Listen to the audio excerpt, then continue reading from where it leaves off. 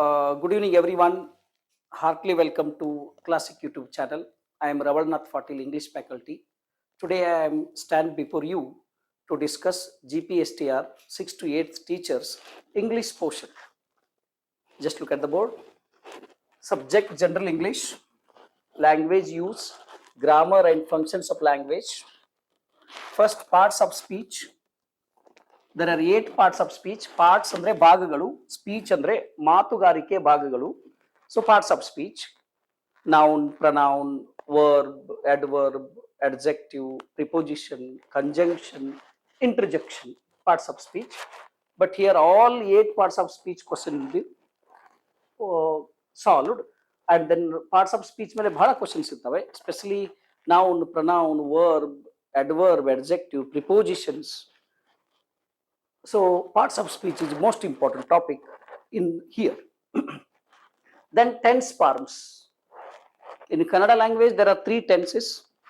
ಕನ್ನಡದಲ್ಲಿ 3 ಸಮಯ ಬರ್ತವೆ ಅಥವಾ ಕಾಲ ಬರ್ತವೆ: ವರ್ತಮಾನ, ಭೂತ ಮತ್ತು ಭವಿಷ್ಯತ್. ಇಲ್ಲಿ ಟೆನ್ಸ್ ದಲ್ಲಿ 3 ಇದ್ದರೂ ಕೂಡ present tense, past tense, future tense ಇದ್ರೂ ಕೂಡ ಪ್ರತಿ ಸಂದರ್ಭ, ಟೆನ್ಸ್ ಅಂದ್ರೆ ಸಂದರ್ಭ, ಟೆನ್ಸ್ ಅಂದ್ರೆ ಸಮಯ, ಟೆನ್ಸ್ ಅಂದ್ರೆ ಸ್ಥಿತಿಗತಿ, ಟೆನ್ಸ್ ಅಂದ್ರೆ ಸರ್ಕಮ್ಸ್ಟೆನ್ಸ್ ಅಂಡ್ ಸಿಚುವೇಶನ್, ಸ್ಥಿತಿಗತಿ ಅಥವಾ ಸನ್ನಿವೇಶ, ಟೆನ್ಸ್ ಅಂದ್ರೆ ಸಮಯ, ಕಾಲ. ಇದರಲ್ಲಿ ಪ್ರತಿ ಒಂದು ಕಾಲದಲ್ಲಿ 3 ಮತ್ತೆ ಸಮಯಗಳನ್ನು ನಿರ್ಧರಿಸಿದ್ದಾರೆ, 4 ಸಮಯಗಳನ್ನು ನಿರ್ಧರಿಸಿದ್ದಾರೆ. ಪ್ರೆಸೆಂಟ್ ಟೆನ್ಸ್ ದಲ್ಲಿ simple present are present indefinite, present continuous, present perfect continuous. ಹೀಗೆ ಒಂದು ಸಂದರ್ಭದಲ್ಲಿ 4 ಸಂದರ್ಭಗಳನ್ನು ಇಂಗ್ಲಿಷ್ ನಲ್ಲಿ ಹೇಳಲಾಗುವುದು. ಅದಕ್ಕೆ 3 ಮೇನ್ಲಿ: ಫಸ್ಟ್ ಪ್ರೆಸೆಂಟ್ ಟೆನ್ಸ್, ಅದರಲ್ಲಿ 4; ಪಾಸ್ಟ್ ಟೆನ್ಸ್, ಅದರಲ್ಲಿ ಮತ್ತೆ 4: simple past, past continuous, past perfect continuous. Then ಫ್ಯೂಚರ್ದಲ್ಲಿ ಮತ್ತೆ ಅದರಲ್ಲಿ 4 ಸನ್ನಿವೇಶ: ಸಿಂಪಲ್ ಫ್ಯೂಚರ್ ಅಥವಾ ಫ್ಯೂಚರ್ ಇಂಡೆಫಿನಿಟ್, ಅನಿಶ್ಚಿತ. ಸಿಂಪಲ್ ಫ್ಯೂಚರ್ ಅಂದ್ರೆ ಅನಿಶ್ಚಿತ, ಸಿಂಪಲ್ ಪಾಸ್ಟ್ ಅಂದ್ರೆ ಅನಿಶ್ಚಿತ, ಸಿಂಪಲ್ ಪ್ರೆಸೆಂಟ್ ಅಂದ್ರೆ ಅನಿಶ್ಚಿತ. Future continuous, future perfect continuous, future perfect continuous ಅಂತ 4 ಸಂದರ್ಭಗಳು. ಈಚ್ ಸಂದರ್ಭದಲ್ಲಿ ಮತ್ತೆ 4 ಸಂದರ್ಭಗಳನ್ನು ಟೆನ್ಸ್ ಫಾರ್ಮ್ಸ್ಗಳು ಬರ್ತವೆ. ಸೊ ಟೆನ್ಸ್ ಫಾರ್ಮ್ಸ್ಗಳು ಪರ್ಫೆಕ್ಟ್ ಆದ್ರೆ ಮ್ಯಾಕ್ಸಿಮಮ್ ಒಂದು 70% English language under control. Tense forms, tense ಅಂದ್ರೆ ಸಮಯ, ಟೈಮ್. ಟೆನ್ಸ್ ಅಂದ್ರೆ ಟೈಮ್. ವರ್ಬ್ಸ್ ಅಂದ್ರೆ ಪರ್ಟಿಕ್ಯುಲರ್ಲಿ ಈ ಟೆನ್ಸ್ಗಳನ್ನು ಓದುವಾಗನೇ ನಿಮ್ಗೆ ಇದನ್ನ ಸ್ಟಡಿ ಮಾಡುವಾಗನೇ ವರ್ಬ್ಸ್ ಬರ್ತವೆ. ಆಕ್ಸಿಲರಿ ವರ್ಬ್ಸ್ ಅಂತ ಇದೆ ನೋಡಿ. ಆಕ್ಸಿಲರಿ ಅಂದ್ರೆ ಹೆಲ್ಪಿಂಗ್ ವರ್ಬ್ಸ್. ಆಕ್ಸಿಲರೀಸ್ ಅಂದ್ರೆ ಹೆಲ್ಪಿಂಗ್ ವರ್ಬ್ಸ್. ಆ ಹೆಲ್ಪಿಂಗ್ ವರ್ಬ್ಸ್ ಟೆನ್ಸ್ ನಲ್ಲಿ ನೀವು ಡಿಟೇಲ್ ಆಗಿ ಕಲಿತೀರಿ.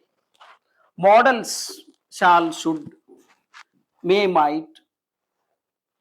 Shawl, should, may, might, auxiliary verbs like this. Participles: auxiliary verbs ಆದ್ಮೇಲೆ ಪಾರ್ಟಿಸಿಪಲ್ಸ್ ಅಂತ ಬರ್ತವೆ. ಪಾರ್ಟಿಸಿಪಲ್ಸ್ ಅಂದ್ರೆ particularly verb 3, present tense, past tense, past participle. For example, go, went, gone. Write, wrote, written, gone, taken. ಇವು participles ಅಂತ ಕರೀತಾರೆ. Then regular verbs ಅಂತ ಬರ್ತವೆ. Regular verbs ಅಂತಂದ್ರೆ ರೆಗ್ಯುಲರ್ ವರ್ಬ್ಸ್ ಮತ್ತು ಇರ್ರೆಗ್ಯುಲರ್ ವರ್ಬ್ಸ್ ಅಂತ ಬರ್ತವೆ. ರೆಗ್ಯುಲರ್ ವರ್ಬ್ಸ್ ಅಂದ್ರೆ ಯಾವ ವರ್ಬ್ಗಳು, for example V1, V2, V3 ಅಂತಲ್ಲಿ ಬಂದಾಗ ಯಾವ ವರ್ಬ್ಗಳು ರೆಗ್ಯುಲರ್, ವೀಕ್ ವರ್ಬ್ಸ್ ಅಂತ ಕರೀತಾರೆ. ಇಡಿ ಮತ್ತು ಡಿ ಫಾರ್ಮ್ ತೆಗೆದುಕೊಂಡು ಚೇಂಜ್ ಆಗ್ತವೆ. ಫಾರ್ ಎಕ್ಸಾಂಪಲ್ ಇಡಿ ಮತ್ತು ಡಿ ಫಾರ್ಮ್ಗಳನ್ನು ತಗೊಂಡು ಚೇಂಜ್ ಆಗಬೇಕು.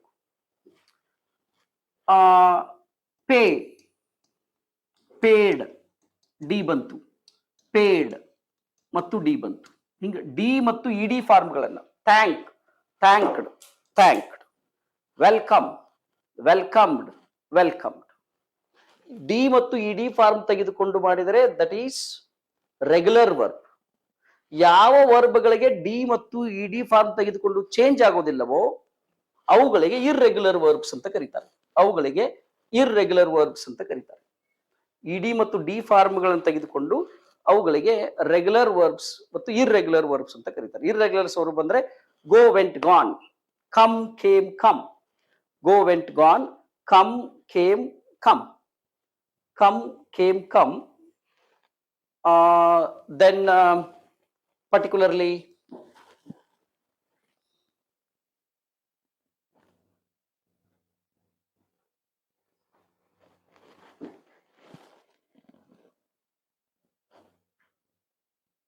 ನೋಡಿ, regular verb, irregular verb.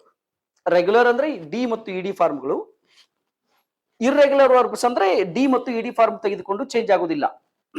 Take, took, taken, like this.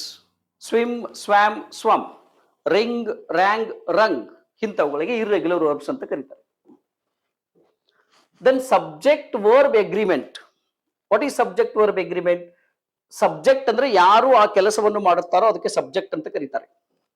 ಯಾರು ಆ ಕೆಲಸವನ್ನು ಮಾಡುತ್ತಾರೋ ಅದಕ್ಕೆ ಸಬ್ಜೆಕ್ಟ್ ಅಂತ ಕರೀತಾರೆ. ಅದಕ್ಕೆ subject verb agreement. For example, I drink coffee. I drink ಕಾಫಿಯಲ್ಲಿ I subject, drink verb, coffee ಅನ್ನೋದು ಆಬ್ಜೆಕ್ಟ್ ಆಗ್ತದೆ. ಇಲ್ಲಿ ಸಬ್ಜೆಕ್ಟ್ ಮೇಲೆ ವರ್ಬ್ ಒಪ್ಪಂದಗಳನ್ನು ಮಾಡ್ಕೊಳ್ತೇವೆ. For example, one of my classmates, one of my classmates dash is are in USA. One of my classmates, one of ಅಂತ ಬಂದಾಗ ಮುಂದೆ ಕ್ಲಾಸ್ಮೇಟ್ಸ್, ಕ್ಲಾಸ್ಮೇಟ್ಸ್ ನಲ್ಲಿ ಒಬ್ಬವನು USA ದಲ್ಲಿ ಇದಾನಂದ್ರೆ is, one of my classmates is in USA. Classmates ಅಂತಗಳಲ್ಲಿ plural ಬರಲ್ಲ. One of my classmates, one of my classmates is in USA. ಇಂಥವಕ್ಕೆ subject verb agreement ಅಂತ ಕರೀತಾರೆ. Subject verb agreement. ಇಲ್ಲಿ ಒಂದು 20 ರೂಲ್ಸ್ ಅದಾವೆ. ಆ 20 ರೂಲ್ಸ್ ಪರ್ಫೆಕ್ಟ್ ಮಾಡಿಬಿಟ್ರೆ ಕಂಪ್ಲೀಟ್ ಇಂಗ್ಲಿಷ್ ನಲ್ಲಿ ಏನೇನು ಎರರ್ಸ್ ಇದಾವೆ ಅಂದ್ರೆ ಪರ್ಫೆಕ್ಟ್ ಇಂಗ್ಲಿಷ್ ನಲ್ಲಿ ಐಡೆಂಟಿಫಿಕೇಶನ್ ಮತ್ತು ಕ್ಲಾರಿಫಿಕೇಶನ್ ಆಗ್ತಾ ಹೋಗ್ತದೆ. ಸಬ್ಜೆಕ್ಟ್ ಹೇಗೆ ವರ್ಬ್ ಜೊತೆ ಒಪ್ಪಂದ ಮಾಡ್ಕೊಳ್ತದೆ, ಅದು ಏನು ಸಿಂಗುಲರ್ ಇದೆಯೋ ಅಥವಾ ಪ್ಲೂರಲ್ ಇದೆಯೋ, ಸಿಂಗುಲರ್ ಇದ್ರೆ ಸಿಂಗುಲರ್ ವರ್ಬ್, ಪ್ಲೂರಲ್ ಇದ್ರೆ ಪ್ಲೂರಲ್ ವರ್ಬ್. ಹೀಗೆ ಸಬ್ಜೆಕ್ಟ್ ವರ್ಬ್ ಅಗ್ರಿಮೆಂಟ್. ಆರ್ಟಿಕಲ್ಸ್, ಇವು ಪಾರ್ಟ್ಸ್ ಆಫ್ ಸ್ಪೀಚ್ನೇ. ಇವು ಪಾರ್ಟ್ಸ್ ಆಫ್ ಸ್ಪೀಚ್ನೇ ಉಪಪದಗಳು. ಅಂಡ್ ದ ಅಂತ ಬರ್ತವೆ. ಇನ್ಡೆಫಿನಿಟ್ ಆರ್ಟಿಕಲ್ ಮತ್ತು ಡೆಫಿನಿಟ್ ಆರ್ಟಿಕಲ್ ಅಂತ ಬರ್ತವೆ. ಡೆಫಿನಿಟ್ ಆರ್ಟಿಕಲ್, ಇನ್ಡೆಫಿನಿಟ್ ಅಂತಂದ್ರೆ and, indefinite. Indefinite for example, a fan ಅಂತ ಹೇಳ್ತೀನಿ ನಾನು. ಅ ಫ್ಯಾನ್ ಅಂದ್ರೆ ಯಾವುದೇ ಫ್ಯಾನ್. ದ ಫ್ಯಾನ್ ಅಂದ್ರೆ ಪರ್ಟಿಕ್ಯುಲರ್ ಫ್ಯಾನ್. ಅ ಕ್ಯಾಟ್ ಅಂದಾಗ ಯಾವುದೇ ಕ್ಯಾಟ್. ದ ಕ್ಯಾಟ್ ಅಂದಾಗ particular cat.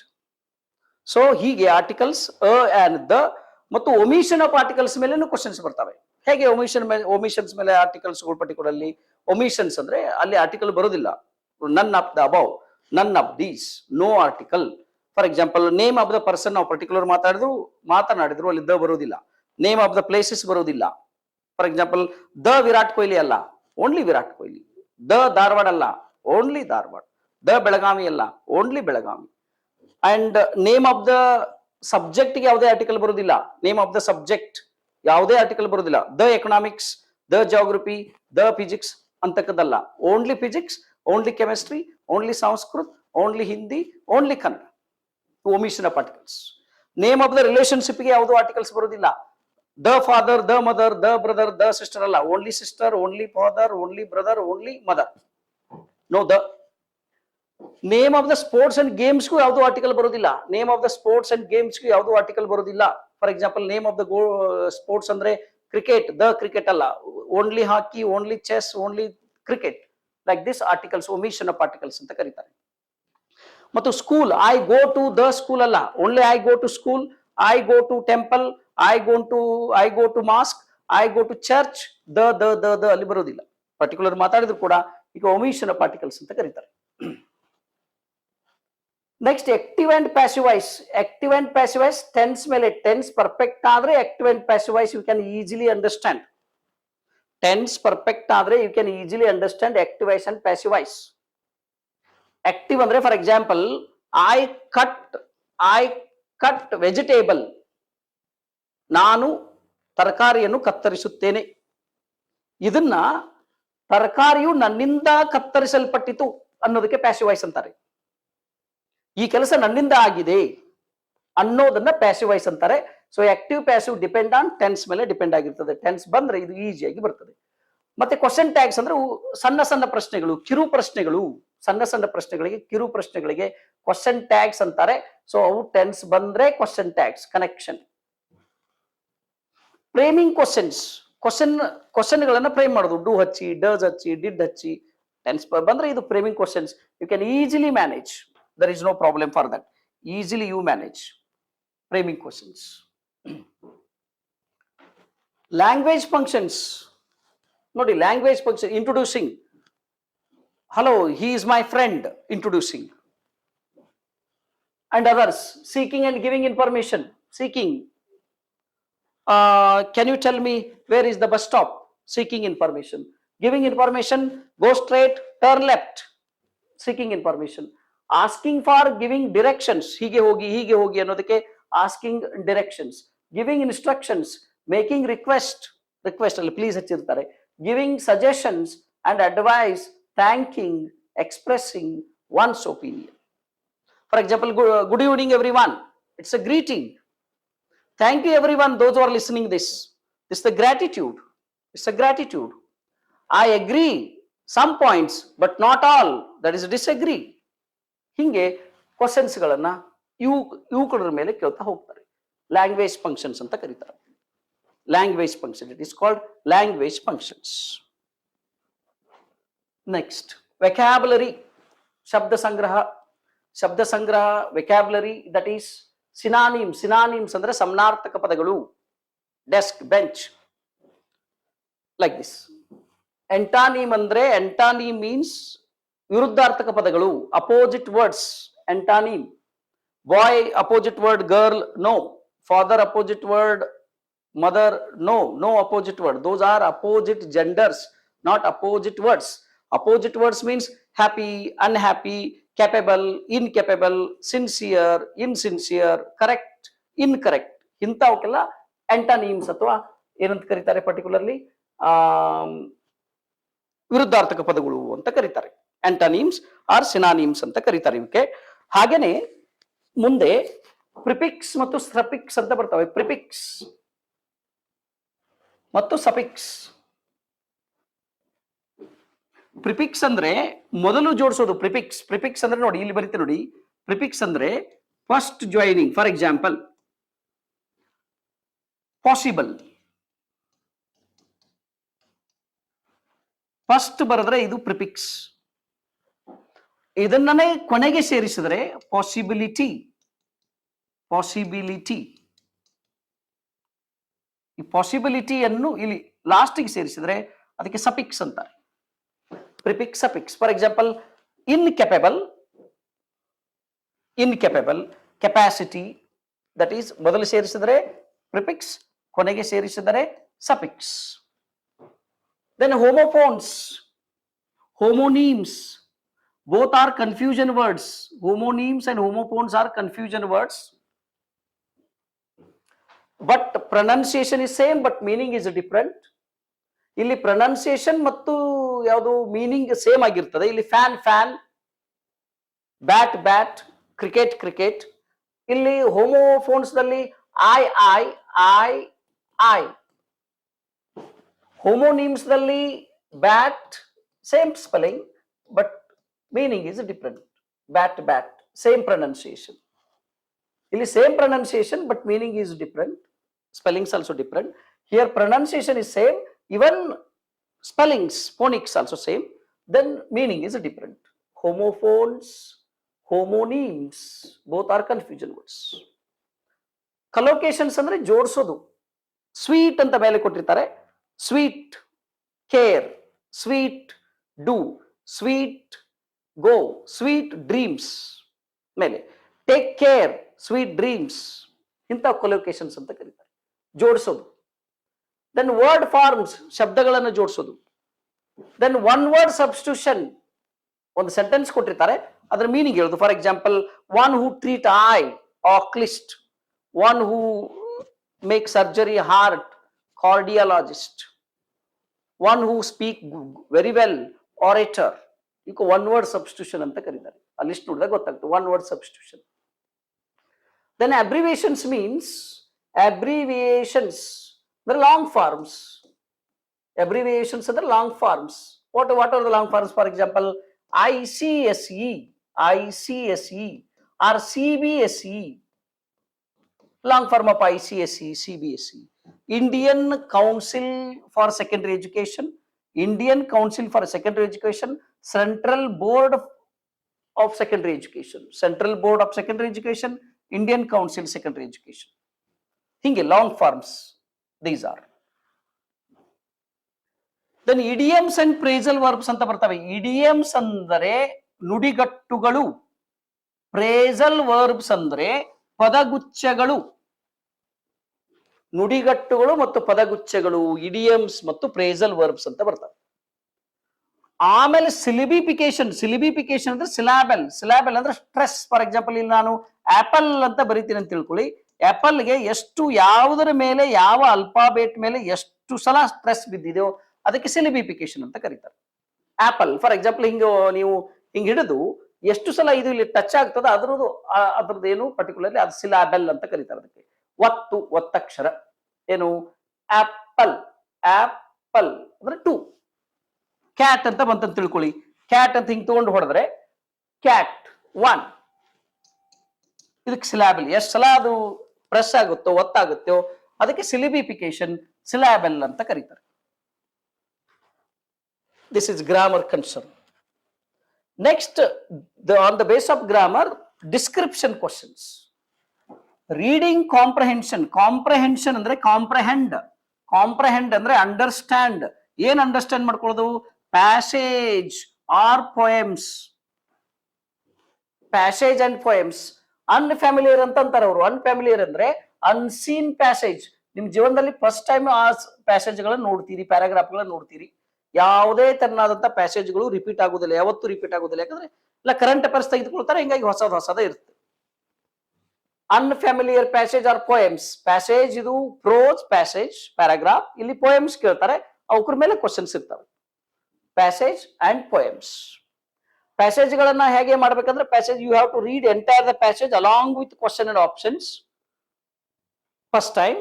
Second time then you once again go through the main highlight, persons, year, ಅಲ್ಲಿ ಪ್ಲೇಸ್ ಯಾವ್ದಾರ ಅದ್ರ ಮೇಲೆ ನೀವು ಕಾನ್ಸಂಟ್ರೇಷನ್ ಮಾಡಿದ್ರೆ passage you can understand. Poem also same thing. Rhyming words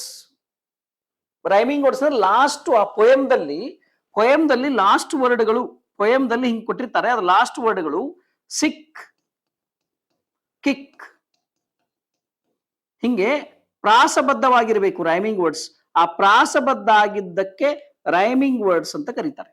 rhyming words identification ಕೇಳ್ತಾರೆ, ಅವು lasting ಇರ್ತಾವೆ. Then rearranging the letters, words, sentences ಅಂದ್ರೆ ಸೆಗ್ಮೆಂಟ್. ಅವನು ಏನು ಕರೆಕ್ಟ್ ಆಗಿ ಸೆಂಟೆನ್ಸ್ ಗಳನ್ನ ಅರೇಂಜ್ ಮಾಡೋದು, ಅವು ಸರಿಯಾಗಿರೋದಿಲ್ಲ. ಅದ್ರ ಅರ್ಥವಾಗಿ ಸರಿಯಾಗಿ ಅರೇಂಜ್ ಮಾಡೋದಕ್ಕೆ rearranging letters or words and sentence ಅಂತ ಕರೀತಾರೆ. Then proverbs, where there is a way there is a will, do or die, work is worship. ಇಂಥ ಪ್ರವರ್ಬ್ಸ್ ಗಳನ್ನ ಕಂಪ್ಲೀಟ್ ಮಾಡ್ಲಿಕ್ಕೆ ಕೊಡ್ತಾರೆ. ಇದಿಷ್ಟು ಕಂಪ್ಲೀಟ್ ಆಗಿ ನಿಮಗೆ 6 to 8 ಮತ್ತು ಇವನ್ ಯಾವುದು 9th 10th ಟೀಚರ್ಸ್ಗೆನು ಈ ಟೀಚರ್ಸ್ಗೆನು ಇದೇ ಇಂಗ್ಲಿಷ್ ಇರ್ತದೆ. ಮತ್ತು ಎಲ್ಲಾ ಮೆಥಡಾಲಜಿ ಸ್ಟೂಡೆಂಟ್ಗಳಿಗೂ ಸೇಮೇ ಇರ್ತದೆ, ಆಸ್ಪಿರೆಂಟ್ಸ್ಗಳಿಗೆ. ಅಷ್ಟೇ ಅಲ್ಲದೆ ಇದು ನಾನು ಈಗೇನು ಡಿಸ್ಕಷನ್ ಮಾಡಿದೋ, not only teachers, it is for SDA, FDA, PDO, VAO, group C, ಆಮೇಲೆ ಪರ್ಟಿಕ್ಯುಲರ್ಲಿ ಇನ್ಸ್ಪೆಕ್ಟರ್ಗಳು, then CTI commercial tax inspector, group ಸಿಗೆ. ಇವನ್ ನೀವು ಟೆನ್ಸ್ ಪರ್ಫೆಕ್ಟ್ ಆದ್ರೆ ಟ್ರಾನ್ಸ್ಲೇಷನ್ಗೂ ಉಪಯೋಗ ಆಗುತ್ತೆ. ಎಲ್ಲಿ PSIಗಳಲ್ಲಿ ಟ್ರಾನ್ಸ್ಲೇಷನ್ PSI ಪೇಪರ್ ಬರುತ್ತೆ. ಆಮೇಲೆ ಪರ್ಟಿಕ್ಯುಲರ್ಲಿ KSಗೂ ಹೆಲ್ಪ್ ಆಗುತ್ತೆ. So this is the fixed syllabus of English language. Once ನೀವು ಇಷ್ಟು ಮಾಡಿಬಿಟ್ರೆ 7ರಿಂದ 8 10 ಏನದಾವ ಎಲ್ಲವೂ, ಇವನ್ VAO, PDO, particularly SDA, FDA, group C, CTI, KS, PSI ಎಲ್ಲದಕ್ಕೂ, ಇವನ್ ಆಲ್ ಟೀಚರ್ಸ್ಗೆ ನಮ್ದು ಇಂಗ್ಲಿಷ್ ಮೆಥಡಾಲಜಿ ಇಲ್ಲ ಅಂದ್ರೂ ಕೂಡ 25ರಿಂದ 30 ಕ್ವಶನ್ಸ್ಗಳನ್ನ ಎಲ್ಲರಿಗೂ ಜನರಲ್ ಪೇಪರ್ದಲ್ಲಿ ಇಂಗ್ಲಿಷ್ ಅನ್ನು ಕೇಳಿರ್ತಾರೆ. This is all syllabus that is covered. All 8 to 10 recruitment, English is fixed. English is fix ಆಗ್ತದೆ. ಒಮ್ಮೆ ನೀವು ಇದನ್ನು ಓದ್ಬಿಟ್ರೆ immediately you have to confirm this, immediately you can carry, you can manage everything. So ಹೀಗೆ ನಮ್ಮ institute ಅಲ್ಲಿ 5th ದಿಂದ ನಾವು ಕ್ಲಾಸ್ ತೆಗೆದುಕೊಳ್ತಾ ಇದ್ದೇವೆ. So 5th of this month, immediately if you are interested, you join. This is the entire common minimum program of English. Thank you everyone. Take care. Thank you.